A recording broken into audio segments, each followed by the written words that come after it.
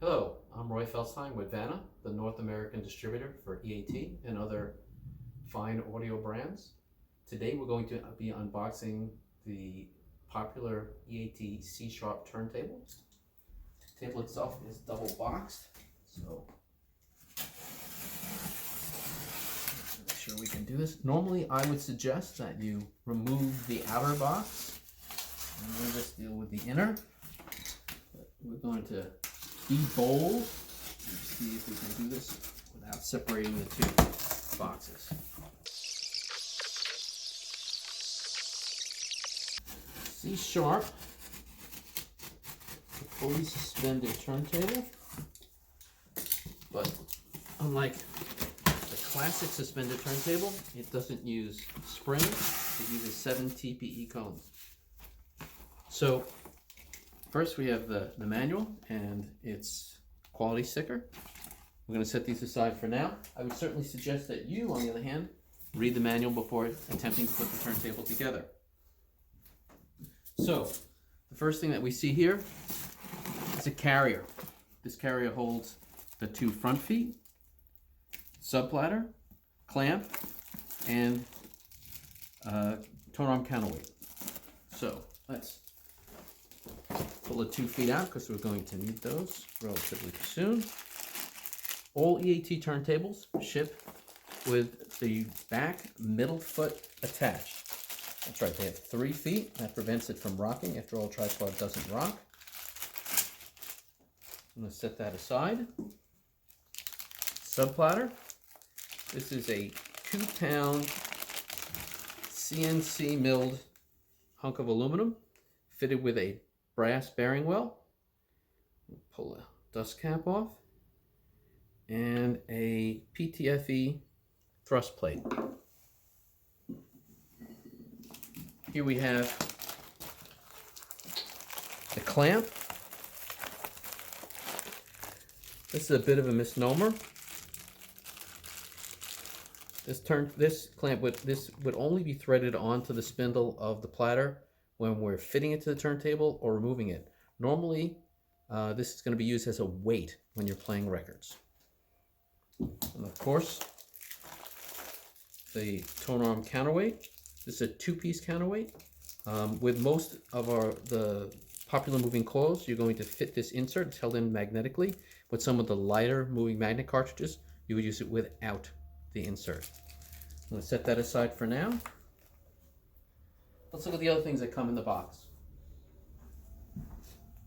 Here we have the outboard speed controller.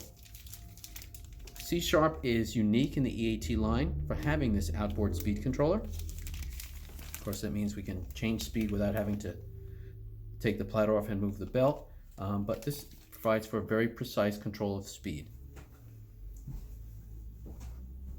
All EAT turntables use a DC power supply and have a precise oscillator, which is used with the AC motors to control speed. Now we have the power supply. This is an outboard DC power supply. This will hook up directly to the speed controller, and the speed controller hooks up to the turntable. Table. I'm going to pull the table out. I suggest having a cushioned spot to put this down, either carpeting or putting a towel down, because we need to fit the feet and we don't want to scratch the beautiful black lacquer.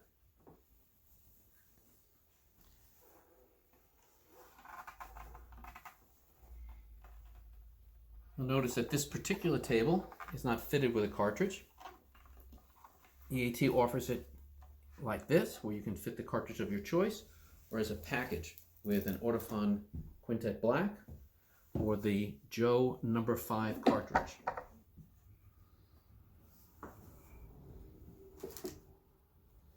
So, first thing we want to do is fit the 2 front feet.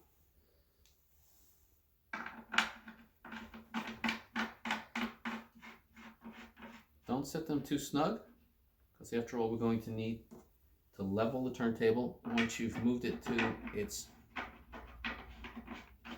your system's location. I also suggest loosening the back foot.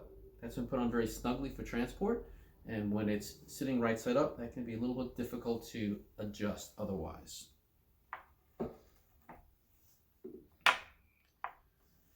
Okay.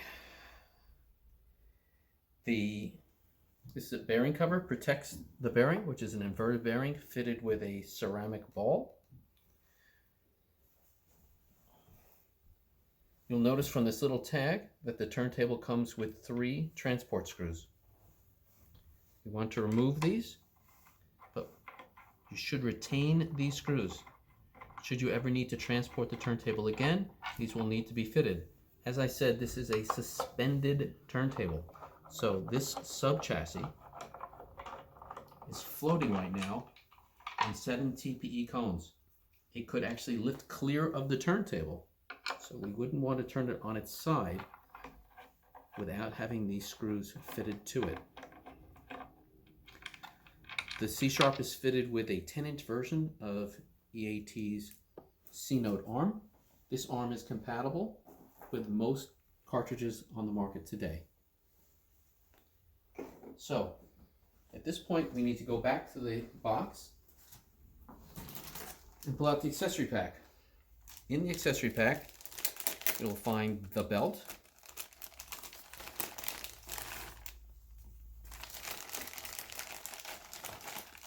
phone arm cable fitted with a 5-pin DIN, the turntable side, and RCAs obviously for the preamp side, an anti-skate weight,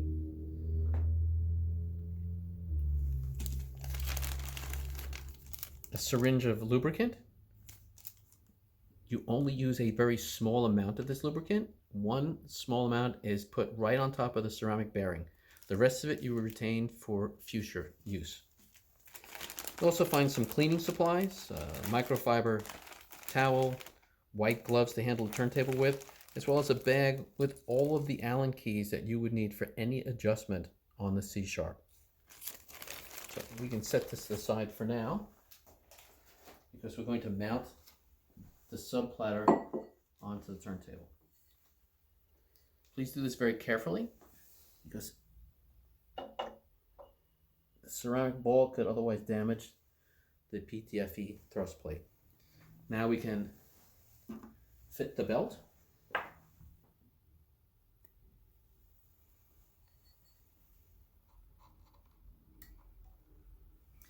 this point, we're ready to take the platter out of the box. The platter is in the box underneath the turntable itself. So we need to remove it from the box, pull out the foam packing,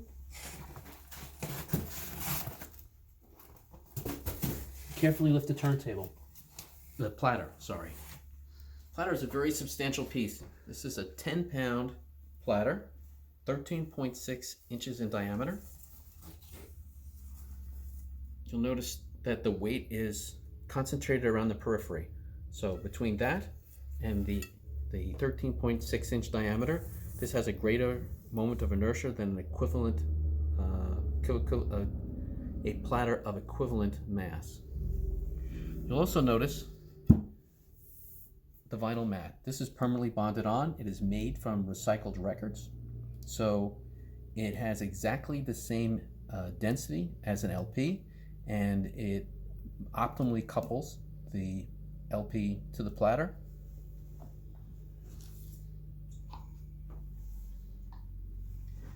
This is when we will thread the clamp to the platter itself and fit it to the turntable. This is a lot easier done from the front. If you've never done this before, which I assume many of you haven't, it would be helpful to have a second person help you sight it. I've done it a couple times, so it's a lot easier for me. And then for normal operation, of course, we'd unthread the clamp and only place it on the record for use. If you need to pull a platter off, as you will if you ever need to replace the belt, I would suggest lifting initially only a short distance and making sure that the platter has properly separated from the subplatter before trying to lift it clear of the turntable. So we'll put it back on.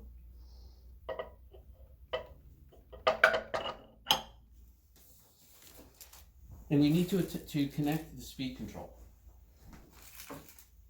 You notice that the speed control comes with a 5-pin DIN plug. This is the same type of plug that is used for the tone arm cable. This one is marked with a red dot, and on the back of the turntable there's a matching red dot. So we do not want to connect this at any time to the output from the tone arm, as the cartridge can be damaged from the voltage from the speed controller. So we just line up the screw with the slot in the DIN plug, and then initially it's going to have a little resistance. Give it a firm push, and it will fit snugly. This is the tone arm cable provided by EAT for the C#. You'll notice that it's fitted with a 5-pin DIN plug at the tone arm side and RCAs for your phono preamp at the other. Unusually, the C#'s DIN plug is mounted on the back of the turntable and not underneath. So you'll notice there is no red dot for the tone arm output. There's no red dot on the cable. So we just want to line up the screw on the DIN plug again with the slot in the connector and push it in. And we're done. That's assembled everything we have in the box. In a forthcoming video, we will show you how to set the downforce and the anti-skate. Thanks for watching.